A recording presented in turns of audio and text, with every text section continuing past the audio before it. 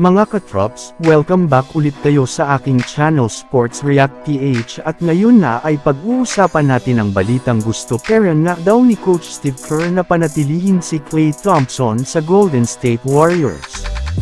Pag-uusapan na rin nga natin ngayon dito sa ating panibagong video ang lumabas na balitang trade sa pagitan ng Los Angeles Lakers at Washington Wizards.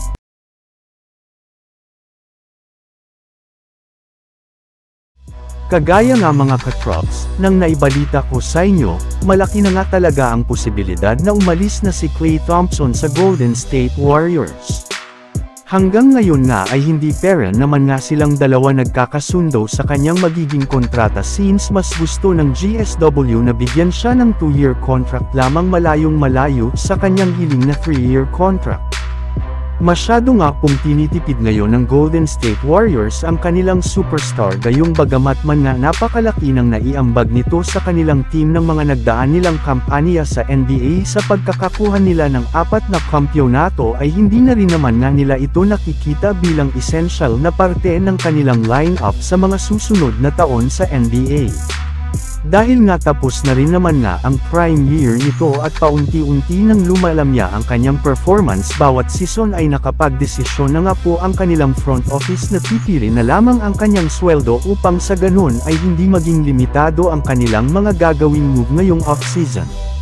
Ngunit ayon nga sa naging pahayag ng kanilang head coach na si Steve Kerr, kung siya lang naman nga daw po ang magdedesisyon ay mas gusto pa rin nga po niya na panatilihin sa kanilang lineup si Klay Thompson ngayong off-season gayong naniniwala nga siya na mapapakinabangan pa rin nga nila ito sa kanilang susunod na kampanya next year.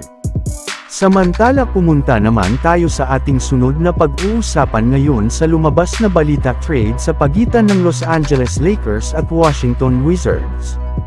Kasunod nga mga katrops, ng pagkakakuha ng front office ng Wizards sa kanilang second overall pick ngayong NBA draft na si Alex Sarr ay balak na nga ng kanilang team na gumawa ng iba't ibang klaseng trade sa mga susunod na araw. Yes, tuluyan na nga po silang magtatanggal ng players sa kanilang lineup either sa pamamagitan man yan ng free agency o ng trade market. At kabilang nga sa kanilang mga manlalaro na balak nilang trade ay sina Kyle Kuzma at ang kanilang sharpshooter na si Landry Shamet na pinag-aagawan na rin naman nga po ng iba't ibang mga kupunan ngayong off-season.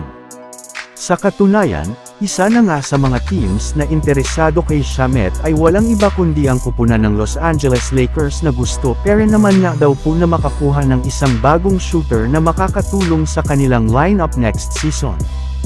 Bali, nag-a-average rin naman nga ito ng 7.1 points, 1.3 rebounds at 1.2 assists per game sa kanyang 43.1% shooting sa field goal. Kaya sigurado nga nababagay siya sa lineup na bubuuin ng Lakers ngayong off-season at makasama nina LeBron James at Anthony Davis. So yun lang nga mga katrops ang handog ko sa inyong storya ngayong araw. Sana nag-enjoy kayo. Please like and subscribe my YouTube channel Sports React PH para sa iba pang storya at update patungkol sa NBA. Kita-kits muli sa ating susunod na video.